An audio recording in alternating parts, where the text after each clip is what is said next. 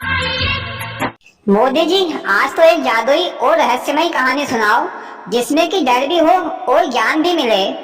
हाँ हाँ, क्यों नहीं। मैं तुमको एक जादुई गुफा की कहानी सुनाता हूँ। एक समय की बात है।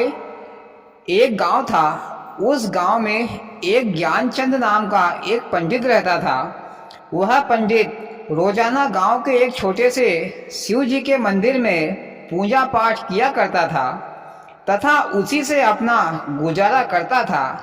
पर ज्ञानचंद बड़ा ही लालची आदमी था। वह दिन में ही धनवान बनने के सपने देखता रहता था। मोदी जी, ज्ञानचंद को ये पता होना चाहिए कि सपने कभी पूरे नहीं होते। पूरे करने के लिए बुद्धि और मेहनत की आवश्यकता होती है। हाँ भैया। फिर एक दिन धनराज व्यापारी अपनी संदूक में सोने चांदी के सिक्के लेकर शिव जी के मंदिर में आया और भगवान शिव के चरणों में प्रणाम किया और मंदिर की दान पेटी में अपने संदूक से सोने चांदी के सिक्के निकालकर दान पेटी में डाल दिए और एक चांदी का सिक्का पंडित जी को भी दे दिया और वहां से चला गया। ये सब ज्ञानचंद पंडित ने देखा तो उसके मन में अपने सपने पूरे करने की लालच जगी। फिर ज्ञानचंद पंडित ने दान पेटी में से सोने चांदी के सिक्के निकालकर अपने घर लेकर आ गया और अपनी पत्नी से कहा, भाग्यवान, आज मुझे काफी सोने चांदी के सिक्के मिले हैं। फिर पंडित ने सारी बात अपनी पत्नी को बताई तो पंडित जी की पत्नी ने कहा, स्वामी, ये तो गलत बात है। तुमने तो शिव जी के घर में चोरी की है। जाओ, ये सिक्के वापस दान पेटी में डाल दो। पर ज्ञानचंद ने कहा, बेवकूफ औरत, ज्ञानचंद मेरा नाम है और तू मेरे को ज्ञान दे रही है।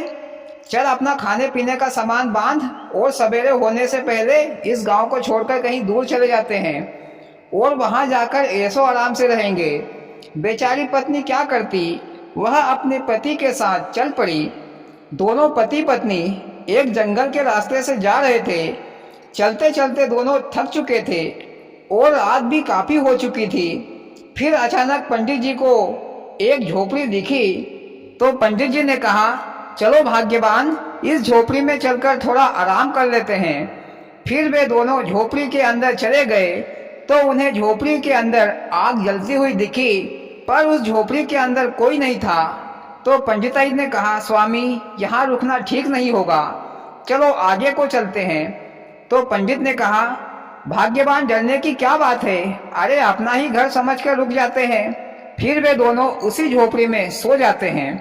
पर कुछ देर बाद एक मानव दैत्य जानवरों का मांस लिए उस झोपड़ी में आता है और देखता है कि वे दोनों प्राणी उसकी झोपड़ी में सो रहे हैं। दैत्य के जोर से चिल्लाने पर पंडित और पंडिताइन की नींद खुल जाती है और अपने सामने मानव दैत्य को देखकर डर जाते हैं।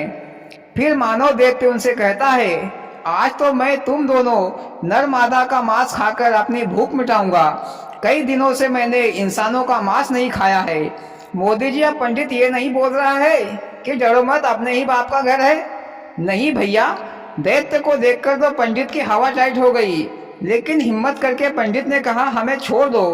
तो मानव दैत्य ने कहा कि ठीक है, तुम अकेले जाओ और जल्दी से मेरे लिए मांस लेकर आओ। अगर तुम देरी से मांस लेकर आए तो मैं तुम्हारी पत्नी को ही मारकर खा जाऊंगा। फिर बेचारा पंडित मांस लेने के लिए चला गया। चलते चलते उसे एक हिरन का बच्चा मरा हुआ दिखाई दिया तो पंडित ने हिरन के बच्चे को उठाकर ले आया। पर वह जब झोपड़ी में आया तो देखा कि उस दैत्य ने उसकी पत्नी को मार डाला और उसका मांस खाकर सो गया था। ये देखकर पंडित को बहुत रोना आया। फिर उसने अपनी पत्नी की हड्डियों को झोले में भरकर वहां से चला आया और एक बरगद के पेड़ के नीचे बैठकर जोर जोर से रोने लगा कि हाय, मेरे लालच के कारण मेरी पत्नी को दानव दैत्य ने मार डाला। उसकी ये सारी बातें बरगद पर बैठे गरुड़ पक्षी ने सुनी तो गरुड़ पक्षी ने कहा, पंडित जी, आप क्यों रो रहे हो? तो पंडित जी ने अपनी पत्नी को मारकर खाने की पूरी बात बताई। तो गरुड़ राज पक्षी ने कहा कि पंडित जी, तुम एक काम करना जिससे कि तुम्हारी पत्नी फिर से जिंदा हो जाएगी। पंडित जी ने कहा, हाँ बताओ, कोई भी कार्य हो पर मैं अवश्य ही करूँगा। वैसे भी मेरी पत्नी मर गई है तो अब मैं भी जीना नहीं चाहता, मैं भी मर जाना चाहता हूँ। फिर गरुड़ पक्षी ने कहा, तुमको ये आगे एक गुफा दिखाई दे रही है। इस गुफा में एक महात्मा जी तपस्या कर रहे हैं। तुमको उस महात्मा जी के पास जाना है, वही तुम्हारी मदद करेंगे। पर इस गुफा में जाने के लिए तुमको कई कठिनाइयों का सामना करना पड़ेगा। महात्मा जी से मिलना इतना आसान नहीं है, इसमें तुम्हारी जान भी जा सकती है। पर पंडित जी ने कहा कि गरुड़ महाराज, वैसे भी मैं मरा हुआ हूँ, चाहे मेरी जान चली जाए मुझे कोई परवाह नहीं। या तो मैं महात्मा जी से मिलकर आऊँगा या मर जाऊँगा। फिर गरुड़ राज ने कहा कि ठीक है पंडित जी, ये लो मेरा जादुई पंख, यह पंख तुम्हारी मदद करेगा। फिर पंडित जी गरुड़ का जादुई पंख लेकर उस गुफा में चले गए। चलते चलते कुछ दूर पर एक महाभयंकर बंदर बैठा था। पंडित जी उस बंदर को देखकर डर गया, पर हिम्मत बांधकर आगे बढ़ा तो भयंकर बंदर ने कहा, हे मानव, क्या तुम ये नहीं जानते कि इस गुफा में इंसानों का आना मना है? अगर कोई इंसान आता है तो वह मार दिया जाता है। चुपचाप यहीं से वापस लौट जाओ, नहीं तो फोकट में अपनी जान गंवा बैठोगे। तो पंडित जी ने कहा, बंदर महाराज, मुझे गरुड़ जी ने इस गुफा में भेजा है। मेरी पत्नी को मानव दैत्य ने मारकर खा गया है, इसलिए मैं महात्मा जी से मिलने के लिए आया हूँ। अब वही मेरी मदद करेंगे। भयंकर बंदर को उसकी दुख भरी दास्तां सुनकर दया आ गई। फिर बंदर ने अपनी शक्ति से उस गुफा में 2 रास्ते बना दिए और कहा, पंडित जी, तुमको इन दोनों में से किसी एक रास्ते से जाना होगा। अब तुमको ये सोचना है कि तुम किस रास्ते से जाओगे। पंडित जी ने देखा कि एक रास्ते में उजाला यानी कि प्रकाश है और दूसरे रास्ते में घनघोर अंधेरा। वह सोच में पड़ गया कि किस रास्ते से जाए। मोदी जी, पंडित जी को प्रकाश वाले रास्ते से जाना चाहिए ताकि सब कुछ साफ साफ दिखाई दे। अरे भैया, प्रकाश वाले रास्ते से जाएगा तो घूमते फिरते गुफा के बाहर आ जाएगा। ये उजाला गुफा का नहीं बल्कि गुफा के बाहर का प्रकाश है। हाँ भैया। फिर पंडित ने सोचा कि अंधेरे से गुजरने के बाद ही प्रकाश होता है, तो पंडित जी अंधेरे रास्ते की ओर चल पड़ा। फिर कुछ दूरी पर चलने पर पंडित जी को एक बड़ा सा पत्थर बीच रास्ते में खड़ा हुआ दिखाई दिया। पंडित जी ने अपनी पूरी ताकत के साथ उस पत्थर को हटाने की कोशिश की, पर वह पत्थर नहीं हटा। फिर वहां पर बैठा एक नागराज ने कहा, हे मानव, तुम यहाँ कैसे आए? तुमको अपनी मौत से डर नहीं लगता? यहाँ से वापस चले जाओ, नहीं तो मैं तुम्हें डसकर मार डालूंगा। फिर पंडित जी ने डरते डरते कहा, नाग देवता, मुझे गरुड़ जी ने भेजा है। मेरी पत्नी को मानव दैत्य खा गया, मुझे महात्मा जी से मिलना है, वही मेरी मदद करेंगे। तो नाग देवता ने कहा कि पंडित जी, यह पत्थर ताकत से नहीं बल्कि चाबी से खुलेगा। इस पत्थर पर चाबी का निशान है, अगर तुम्हारे पास चाबी हो तो खोल लो। पंडित जी ने देखा कि उस पत्थर पर पंख का निशान जैसा छेद है। फिर पंडित जी को गरुड़ के द्वारा दिए गए पंख की याद आई। पंडित जी ने पंख निकालकर पत्थर के छेद के ऊपर रख दिया तो पत्थर अपने आप ही दूर हट गया। फिर पंडित जी महात्मा जी के पास पहुंचे और कहा, महात्मा जी, अपनी आंखें खोलिए और मेरी मदद कीजिए।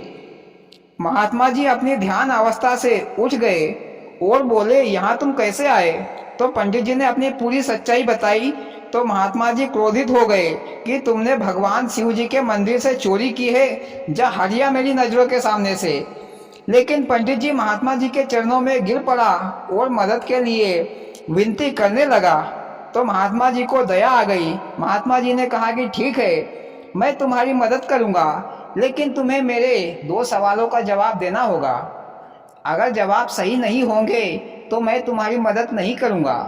पंडित जी ने कहा, ठीक है महात्मा जी, आप पूछिए। महात्मा जी ने पहला सवाल किया कि बुद्धि और भाग्य में से कौन श्रेष्ठ है? मोदी जी, बड़ा ही सिंपल सवाल है। आदमी का भाग्य अच्छा हो तो बुद्धि की क्या जरूरत? नहीं भैया। पंडित जी सोच में पड़ गए। फिर कुछ देर बाद बोले, बुद्धि श्रेष्ठ है, क्योंकि बुद्धि का उपयोग करके ही मनुष्य अपने भाग्य को बदल सकता है। पर भाग्य अच्छा हो लेकिन बुद्धि नहीं हो तो भाग्य कभी नहीं बदलता। महात्मा जी उत्तर सुनकर खुश हो गए। फिर महात्मा जी ने दूसरा सवाल किया कि भूख, प्यास, नींद और आशा में से कौन बड़ी है? पंडित जी ने सोच विचार कर कहा, महात्मा जी, आशा सबसे बड़ी है। मनुष्य आस लेकर ही कोई भी कार्य करता है वो सफल होता है।